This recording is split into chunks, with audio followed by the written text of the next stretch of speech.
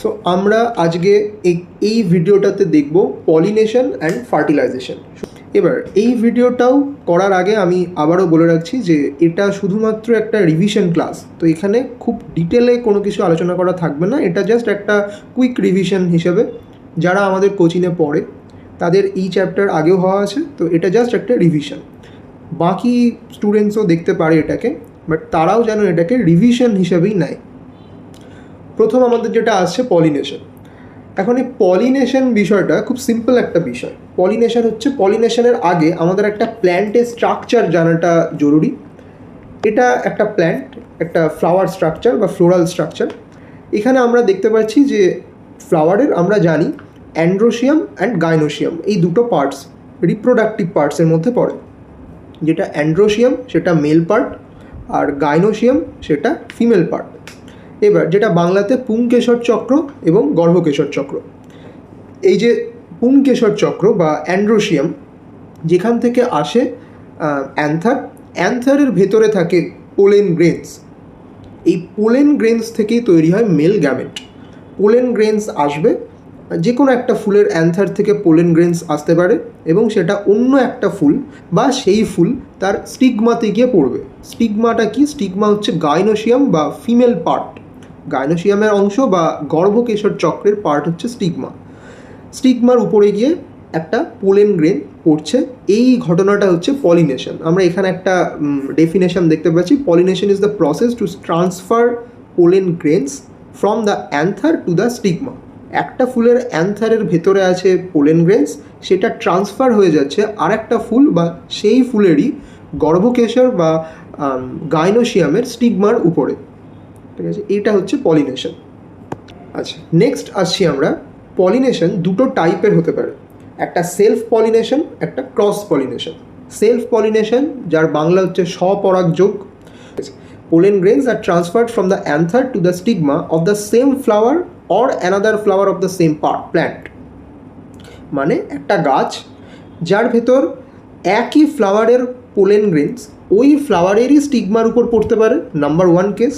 Number 2 case, ওই প্ল্যান্টেরই আরেকটা ফ্লাওয়ারের স্টিগমার উপরও গিয়ে পড়তে পারে। এই দুটো ঘটনা ঘটলে তাকে আমরা সেলফ পলিনেশন বা স্বপরাগযোগ বলবো। নেক্সট আসছি ক্রস পলিনেশন। ছবিতে স্পষ্ট আছে, ক্রস পলিনেশনে আমরা সেম প্ল্যান্ট কখনো পাবো না। Pollen grains are transferred from the anther of the flower to the stigma of the flower on a different plant of the same species. এখানে ইম্পর্টেন্ট হচ্ছে different plant of the same species. Species same থাকতে হবে কিন্তু ওটা different plant থাকবে। আমরা self পলিনেশনের ক্ষেত্রে পড়েছি সেম প্ল্যান্ট হবে, হতে পারে ওটা একই ফুল বা হতে পারে ওই গাছেরই অন্য ফুল। কিন্তু যদি ক্রস পলিনেশন হয় তাহলে সেম প্ল্যান্ট কখনো হবে না, সবসময় ওটা অন্য গাছই হবে। একটা অন্য গাছের ফুলের স্টিগমাতে গিয়ে আমার পোলেন গ্রেনটা পড়ছে। এবার এই যে ক্রস পলিনেশন, তার মানে বোঝা যাচ্ছে সেলফ পলিনেশনে পোলেন গ্রেনটা খুব কম দূরত্ব যাচ্ছে, মানে একই প্ল্যান্টের মধ্যে আছে, তাই এখানে অত এক্সটার্নাল এজেন্ট লাগে না।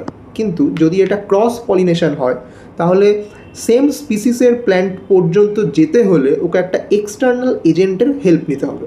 কি কি এক্সটার্নাল এজেন্টস হতে পারে নিচে দেওয়া আছে। এজেন্টস অফ ক্রস পলিনেশন, তার মধ্যে প্রথম হতে পারে wind, second water, third insects, normally প্রজাপতি, মৌমাছি এরা, fourth birds and fifth bats.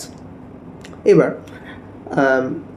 নিচে এক্সাম্পলস দেওয়া আছে, আমি আর এক্সাম্পলসগুলো আর বলছি না, ঠিক আছে। তো এর উপর বেস করে প্ল্যান্টের নাম হয় wind pollinated plant, water pollinated plant, insect pollinated plant, এরকম নাম। সেইভাবে ওয়াটার পলিনেটেড যে পোলেন গ্রেনসগুলো, মানে যারা ওয়াটার পলিনেটেড প্ল্যান্টস তাদের পোলেন গ্রেনস ওয়াটার একটা তার এজেন্ট সেখান থেকে যাচ্ছে, তো স্বাভাবিকভাবেই সেই যে পোলেন গ্রেনটা হবে তার যে স্ট্রাকচার, সেই স্ট্রাকচার একটু আলাদা হবে যাতে জলে তাড়াতাড়ি নষ্ট না হয় এরকম।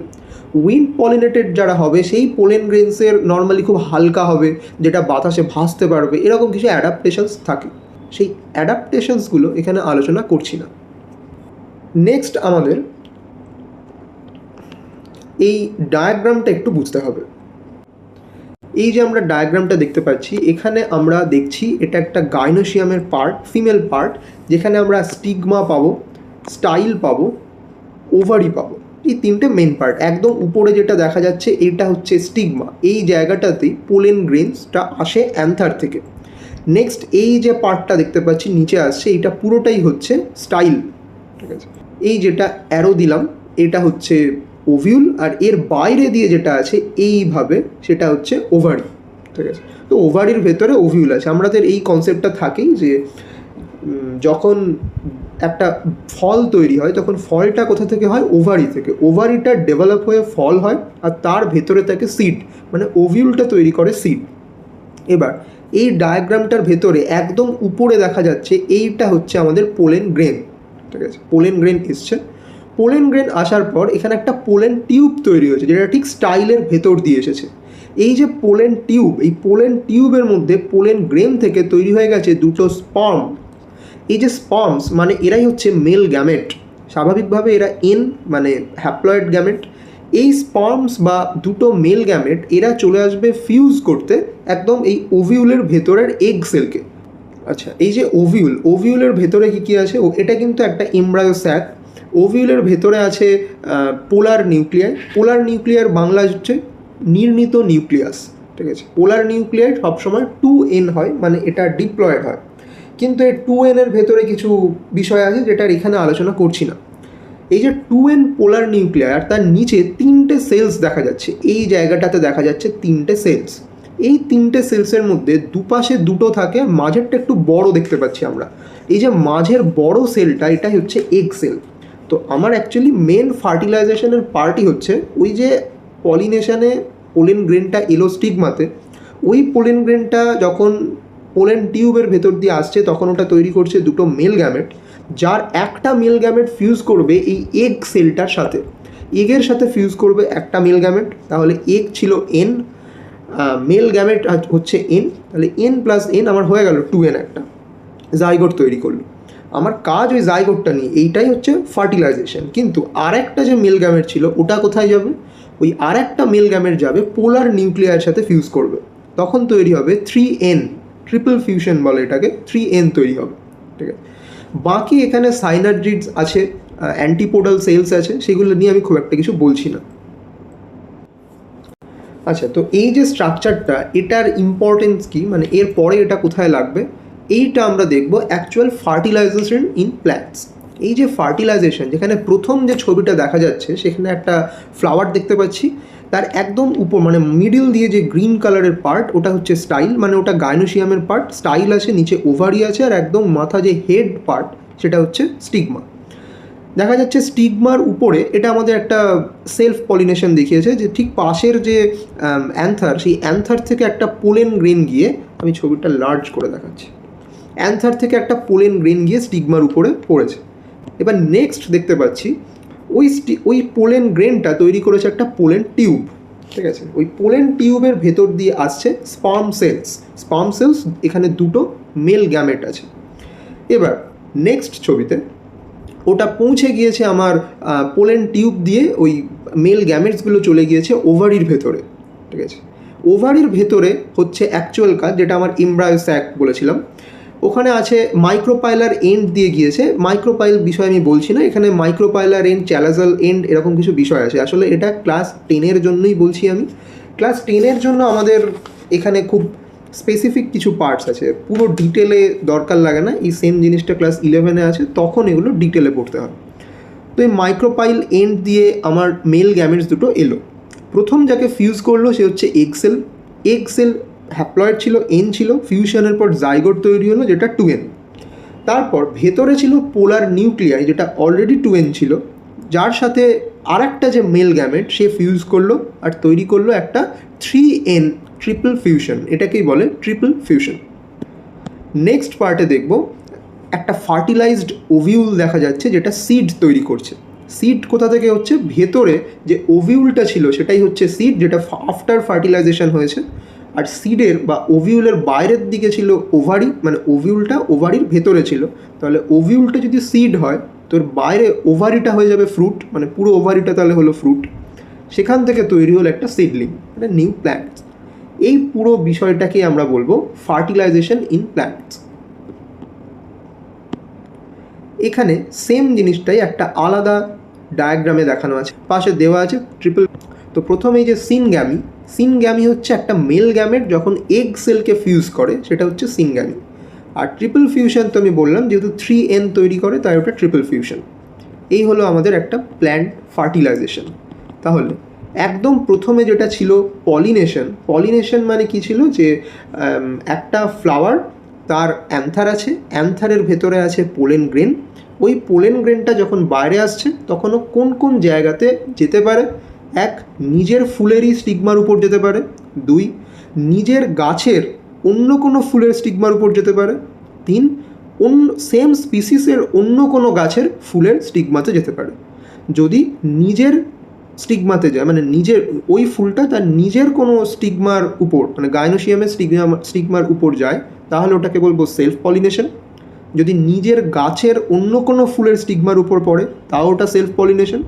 কিন্তু যদি একই স্পিসিসের অন্য কোনো গাছের স্টিগমার উপর পড়ে ফুলের, তাহলে ওটা ক্রস পলিনেশন।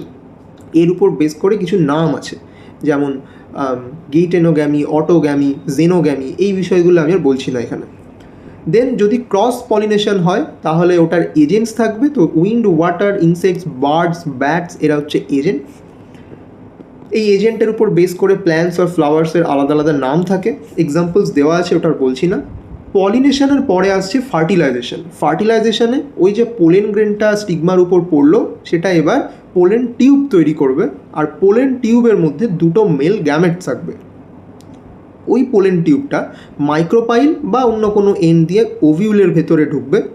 ওভিউলের ভেতরে গিয়ে ওই দুটো মেল গ্যামেটের একটা ফিউজ করবে এগসেলের সাথে। এগসেল এন বা হ্যাপ্লয়েড ছিল, তৈরি হলো 2N। মাঝখানে ছিল একটা পোলার নিউক্লিয়াস বা সেকেন্ডারি নিউক্লিয়াস বা বাংলায় নির্ণীত নিউক্লিয়াস, তার সাথে ফিউজ করলো, তৈরি করলো 3N। এটাকেই বলে ট্রিপল ফিউশন। আর এগের সাথে যখন ওটা ফিউজ করছে তখন ওটাকে বলে সিনগ্যামি।